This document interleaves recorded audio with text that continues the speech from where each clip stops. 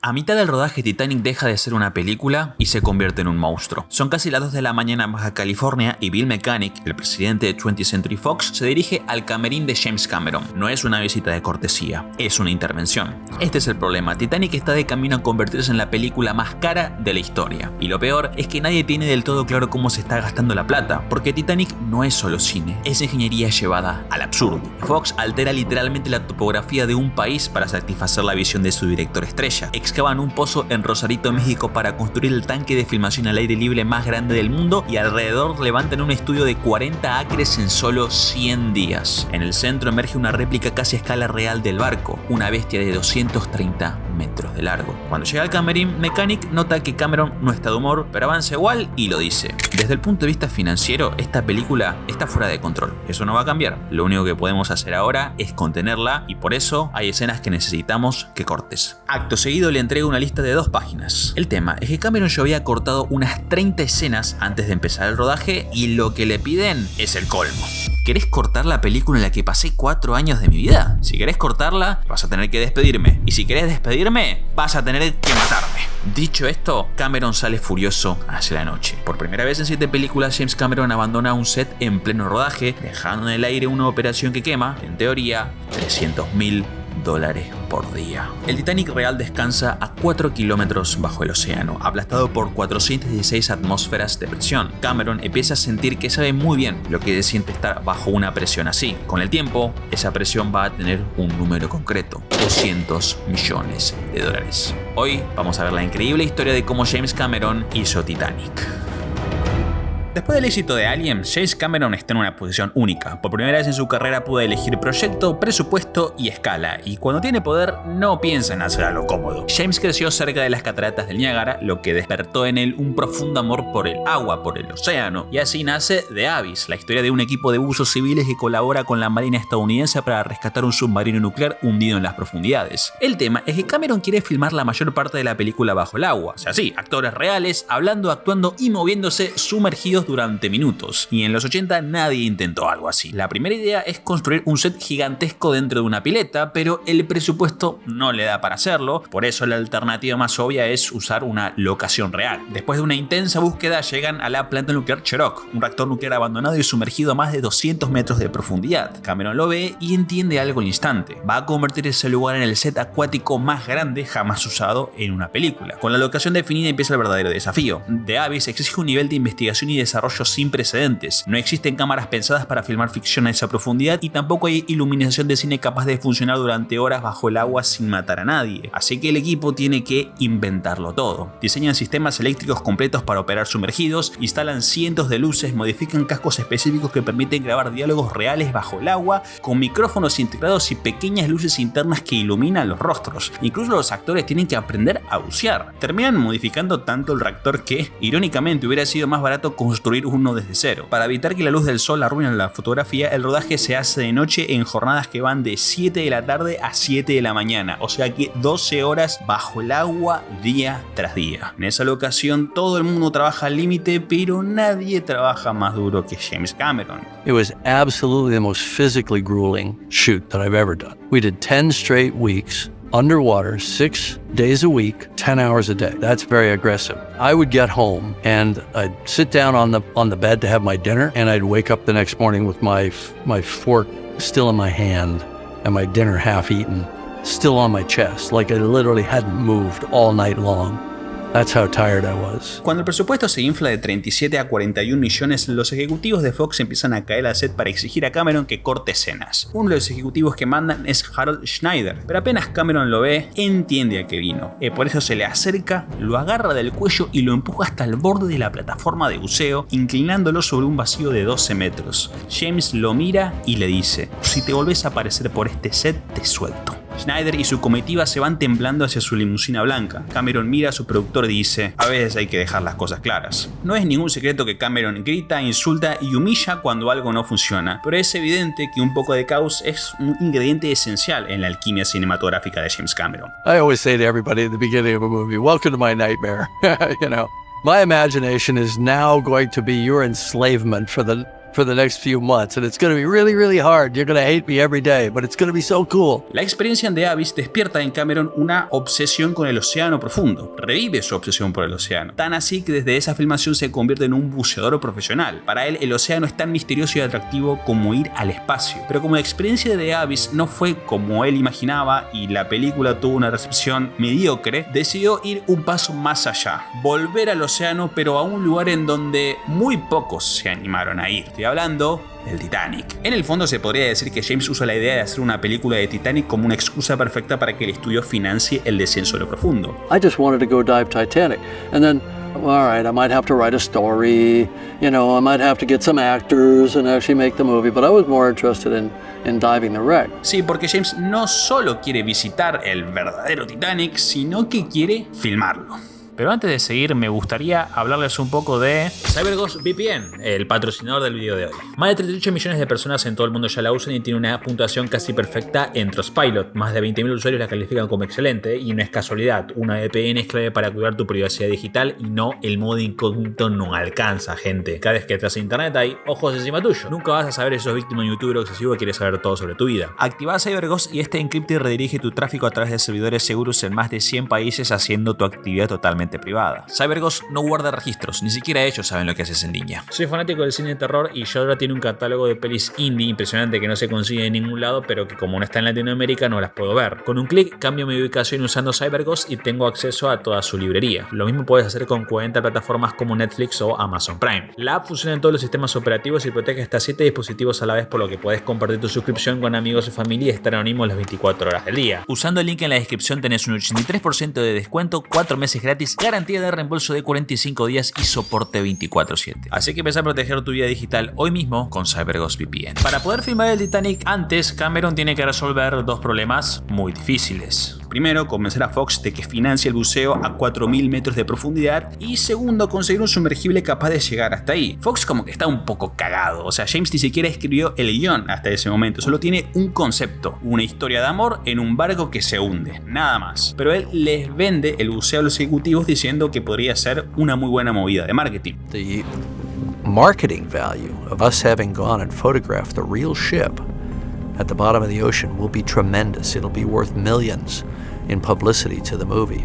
Fox como que se da cuenta que tiene potencial y pone la plata. Para la expedición, James quiere usar el Keldysh, un buque científico ruso pensado para misiones oceanográficas equipados con los sumergibles Mir 1 y 2. Dos cápsulas de titanio capaces de soportar la presión del fondo del océano. El tema es que el dueño ruso del Keldysh desconfía de prestarle su barco a un grupo de yankees de Hollywood, pero Cameron lo convence explicando que lo que está buscando es más que nada contar la historia de Titanic de la forma más fiel y honesta posible, no hacer las mismas chamulladas y mentiras que Hollywood viene haciendo hasta ese momento. Esta motivación como que convence a los rusos y el trato se cierra. James quiere hacer 10 buceos. Arma un equipo chico pero sólido compuesto en su mayoría por veteranos de The Abyss. El primer buceo real ocurre el 8 de septiembre de 1995. El Mir desciende unos 90 pies por minutos y después de un lento descenso de varias horas, finalmente lo ven. It's like there she is, baby.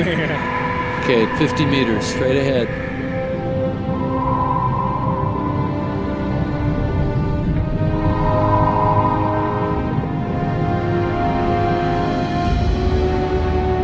James Cameron está frente al Titanic. Hacen 10 buceos en total y cada inmersión deja una lección. En una de las últimas, el Titanic devuelve el golpe. Una corriente invisible agarra el Mir y lo lanza contra el casco. Y a pesar de que Cameron casi muere, decide completar las 10 expediciones y vuelve a bajar. Y cuando Ruff entra en los pasillos que nadie ve en 80 años, cuando aparecen escaleras, puertas y sombras congeladas en el tiempo, Cameron entiende algo. No está filmando una película. Está filmando los sueños rotos de 1.500 personas. Y desde ese momento, el Titanic deja de ser un espectáculo y pasa a ser un tributo. In a weird way, I felt like I owed it to Titanic. I know that sounds strange, but when you go to a place like this, you go to a place of great tragedy, and you explore it, and you see it, it becomes a part of your life, and you become connected to that story, and you become connected to that tragedy. So as a result, I felt a kind of a mandate to do my best as a filmmaker to tell that story. Después del buceo, Fox le pide a James Cameron algo básico, un presupuesto, pero hay un problemita. O sea, al principio James imaginaba a Titanic como una película relativamente contenida con un número cercano a los 80 millones de dólares, pero después de ver el naufragio con sus propios ojos entiende algo clave: si va a ser Titanic, no puede ser una película más. O sea, él quiere que el espectador sienta que está ahí atrapado en un barco que se hunde. En ese momento ya habían varias películas sobre Titanic, pero casi todas se filman en sets o en barcos que apenas se le parecen, y James quiere que su versión deje mal parada a todas esas películas. Así que empieza a diseñarla usando una maqueta del Titanic y storyboards.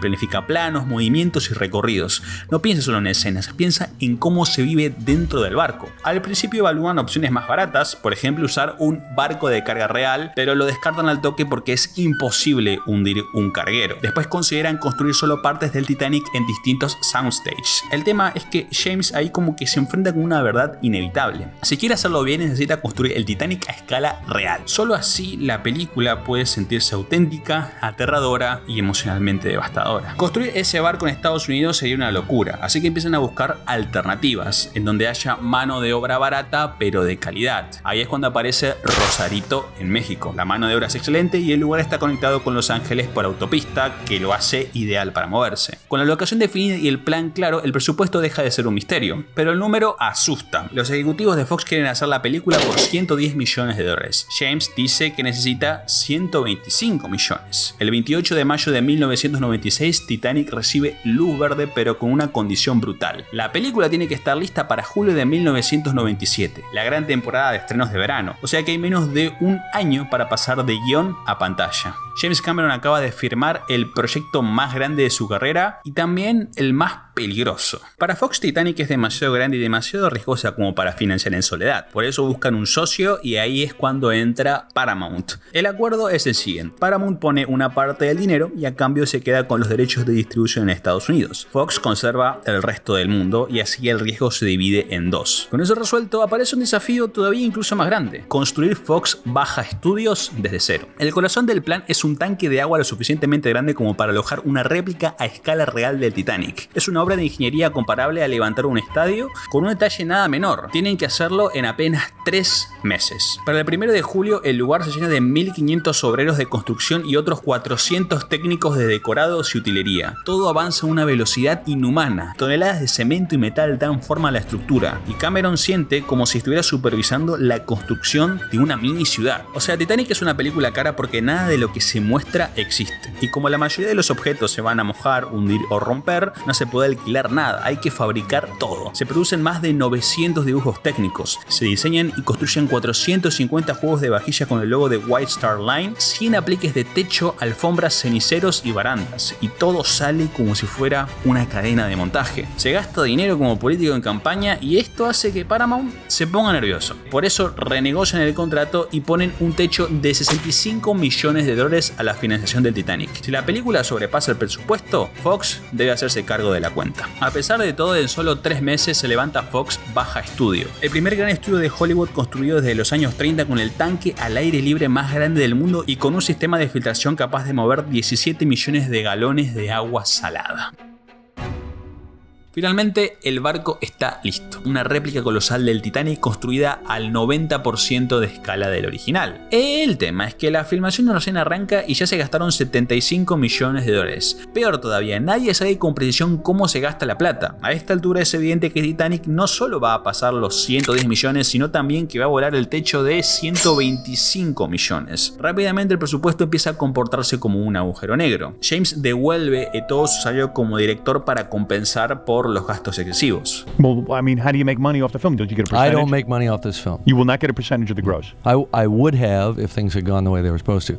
But you know, my philosophy is I take responsibility. Aunque es un buen gesto, no es suficiente. Bill Mechanic, uno de los productores de confianza de Cameron, trata de convencerlo de cortar escenas. El tema es que James ya hizo ese trabajo antes de rodar. Cortó todo lo que sobraba y lo que ahora le piden ya no es ajuste, es una amputación directamente. So we had a colossal fight, Jim and I, and he basically quit the movie. We shut down for all of about 12 hours. I didn't tell my bosses that I shot out a movie that was like $750,000 a day. Mientras Cameron se aleja a grandes zancadas, está recaliente, pero incluso en ese estado ya está trazando un plan. Se va a mantener lejos el tiempo justo para que Mechanic entienda el mensaje y se vaya, nada más. Porque la realidad es que James no tiene ninguna intención de abandonar la película. Al igual que en The Abyss, solo quiere dejar las cosas claras. Y el mensaje llega. Mechanic cambia de estrategia y llama a Marty Katz, ex militar, metódico y de cabeza fría. La idea es traer a alguien que vea el campo de batalla completo y ordene las cuentas, saber cuánto se gasta. Y Katz llega a Fox Baja Estudios y empieza a auditar todo, cada departamento y cada gasto. Lo primero que le llama la atención es el ritmo. El estudio funciona las 24 horas, los 7 días de la semana, y todo el tiempo algo se rompe y algo se arregla. Es una maquinaria caótica, muy eficiente para filmar, pésima para administrarse. Y rápidamente se da cuenta cuál es el problema. Nadie está centralizado y eso crea gastos innecesarios. El presupuesto eléctrico, por ejemplo, queda corto en $9 millones. El plan original era mover equipos de un set a otro, pero en la práctica eso no existe. Una vez que las luces están montadas en el barco con kilómetros de cables y una luz detrás de cada portilla, moverlas no tiene sentido. En poco tiempo Titanic tiene casi todos los generadores disponibles de la costa oeste trabajando al mismo tiempo. Pasa lo mismo con las grúas, plataformas y maquinaria pesada. Si un departamento necesita algo, lo alquila, aunque haya 5 iguales paradas en el set de al lado. Hay poca comunicación entre departamentos. El diagnóstico es claro, no hay un plan administrativo global. Y a todo esto se le suma que Katz empieza a ver un iceberg en el horizonte. El barco tiene que inclinarse en 2 etapas para replicar el hundimiento real. Primero 3 grados y después 6. Suena simple, pero no lo es. Cada inclinación implica vaciar el tanque, 17 millones de galones de agua, levantar el barco con sistemas hidráulicos, asegurar la estructura, volver a llenar el tanque y reconstruir partes del set. El plan es inclinarlo 3 grados antes de Navidad, tomarse el receso y después volver para llevarlo a 6. Pero hay un detalle imposible de ignorar. El barco terminado pesa el doble de lo que se había calculado. Originalmente la inclinación de 3 a 6 llevaría 6 días, pero los nuevos cálculos revelan que tardaría 36. El miedo de Katz es que si hacen el ángulo de 3, existe el riesgo de que el equipo pueda quedar semanas sin filmar y el rodaje se frene de forma indefinida. Y es ahí que él propone algo jugado: eliminar el ángulo de 3 grados e ir directo al de 6, saltarse una etapa entera del hundimiento y asumir el sacrificio narrativo. Cameron obviamente odia la idea porque va en contra de su obsesión con el realismo, pero ahí como que Jim lo piensa y se da cuenta que está tan metido en los detalles que pierde de vista la película entera y entiende que el riesgo es real. James decide que va a eliminar el ángulo de 3 grados y el ángulo de 6 se convierte en el corazón físico del hundimiento. Después separan los primeros 180 pies del barco y los montan sobre cables hidráulicos que lo suben y lo bajan. En cámara se ve como la sección frontal empieza a hundirse mientras el agua sube y cae encima de los actores. No es la solución perfecta, pero es una forma en que la producción esquiva una bala muy grande. El tema es cómo convencer al espectador de que un barco de 4 cuadras se va al fondo del océano. It wasn't just building the set, it was building all the stuff to shoot and light the set that was adding a layer to it that we hadn't really anticipated, that all the normal Hollywood lighting tools and photography tools went out the window. La primera decisión es física. Usa una grúa de construcción enorme para mover la cámara a lo largo del barco como si fuera un dolly gigante. Además, montan una cámara West directamente sobre la estructura para captar varias de las tomas exteriores más espectaculares. La cámara no mira al barco, viaja con él. Pero el verdadero desafío aparece con la inclinación. En el set, el barco solo puede inclinarse 6 grados, pero el Titanic real se empinó mucho más. Cameron y su equipo lo compensan de varias formas. Inclinan la cámara, bajan el nivel del agua del tanque de manera progresiva y diseñan cada plano para engañar al ojo. Aún así, la ilusión no se sostiene del todo. Ahí entran los dobles de riesgo, ya que son clave. Muchos usan rodillos ocultos en los trajes para simular caídas más rápidas. Durante la secuencia del hundimiento, Cameron llena la prueba con 100 extras, todos asegurados con arneses. Para reducir riesgos, varias partes del set están construidas en goma. Cuando el plano lo exige, aparece la miniatura para sumar detalle y escala. Nada funciona por separado, pero la combinación de grúas, cámaras, miniaturas, dobles y extras logran lo imposible: vender la ilusión de un gigante de acero que se desploma en el agua. Las escenas del hundimiento ya son complicadas, pero el día más difícil llega cuando James Cameron toma una decisión extrema: hundir el hull. Va a ahogar el set al 100%. Construyen el comedor completo sobre una plataforma hidráulica gigante. We built a big elevator system so that we could lower a 200-foot by 100-foot by multi-story high set into the water. and we built 2 different tanks, one interior and one exterior, that could allow us to lower these platforms. Para la toma definitiva, el equipo se prepara como una operación militar. Usan trajes de neopreno con un equipo completo de buceo. Cameron dirige desde dentro del agua con máscara y tanque sumergido hasta el pecho. La tensión es total porque solo tienen una toma. Si sale mal, no hay plan B. 7 cámaras rodando al mismo tiempo. Una colgada del techo, Cameron con un Steadicam. Cuando todo está listo, James grita ¡acción!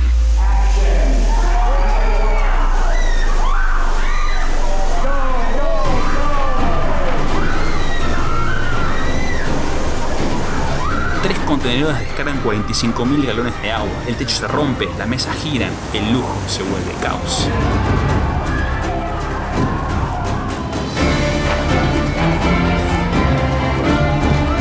Cameron revisa las tomas en silencio, de cámara por cámara, agarra el micrófono y dice: "Feliz Navidad a todos, nos vemos en la vuelta". Había honrado uno de los sets más caros de la historia y había funcionado.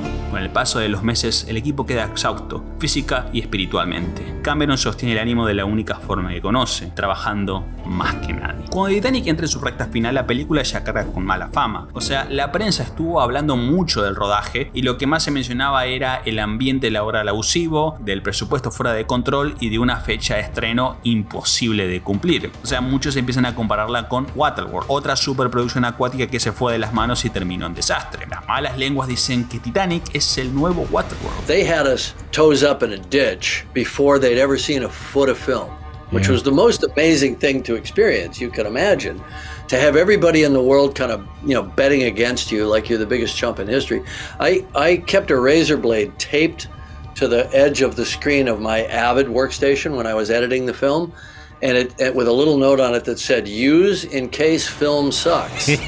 Y en medio de esa avalancha de críticas, James entiende algo inevitable. La película no va a estar lista para julio, no hay chances. O sea, retrasar el estreno es obligatorio. Eso deja a Titanic con una sola opción viable, que es Navidad. El desafío es convencer a Fox. O sea, mover el estreno hasta Navidad le cuesta al estudio unos $5 millones.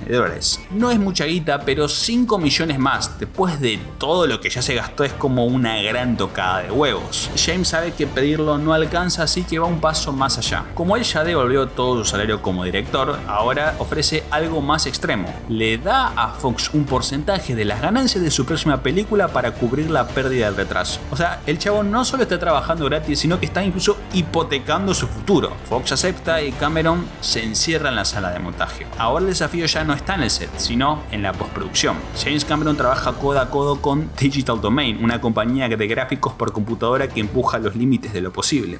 El objetivo es ambicioso, que las miniaturas se sientan gigantes. Para lograrlo, usan compuestos de efectos especiales que construyen escala, profundidad y continuidad entre planos. Los actores se filman frente a pantallas verdes y luego se integran a los sets en miniatura. Titanic es una de las primeras películas en usar motion capture para sumar extras digitales y escenas de riesgo más complejas. Incluso el aliento visible en el agua helada se resuelve en post. Pero en lugar de inventar respiraciones con CGI, el equipo filma aliento real y lo compone plano por plano. El CGI queda para potenciar lo imposible y no para reemplazar lo humano. El resultado mezcla dobles reales con personajes digitales, a veces dentro del mismo plano. Detalles mínimos como las estrellas del cielo se renderizan con una precisión obsesiva. Todo convive: miniaturas, sets reales, cámara inclinada, control de movimiento y gente cayendo. Un enfoque híbrido prácticamente inaudito para la época. Aunque a Fox le gusta lo que ve en el montaje, el nerviosismo no se va. La pregunta sigue flotando: ¿esta película va a funcionar o va a convertirse en el desastre más caro de la historia? Y ahí entra una herramienta que Cameron respeta de verdad: el test screening. No es la primera vez que lo usa. Para él no son un trámite, sino como una brújula. Si una escena no funciona, lo corta. Si algo falta, lo agrega. El público casual suele decir la verdad con más claridad que cualquier ejecutivo. Fox organiza la función en Minneapolis, bien lejos de Hollywood y del ruido mediático. El estudio tiene una paranoia puntual: que alguien filtre una crítica en internet. En ese momento empiezan a aparecer los cibercríticos y muchos estudios creen que Batman y Robin fracasa, parte por las malas reseñas online. La ironía es perfecta: se filtra que va a haber un test screening y varios foreros se infiltran en la sala. Pero el test screening se hace igual: se apagan las luces, aparece el logo de Fox y cuando el barco llena la pantalla por primera vez, la sala estalla en murmullos. We were convinced, and by we I mean myself and the producer John Landau, we were convinced that we were never going to work in Hollywood again. It was done. I had a nice run, didn't work out.